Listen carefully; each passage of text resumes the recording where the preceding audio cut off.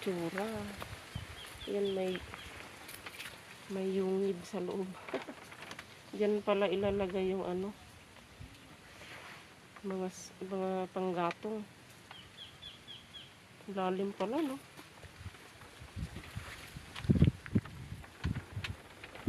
Yan.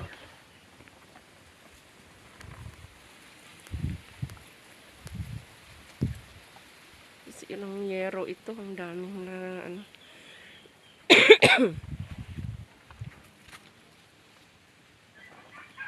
Yan. So nandito kami ngayon para maglinis. Ayusin namin dito, mga boss.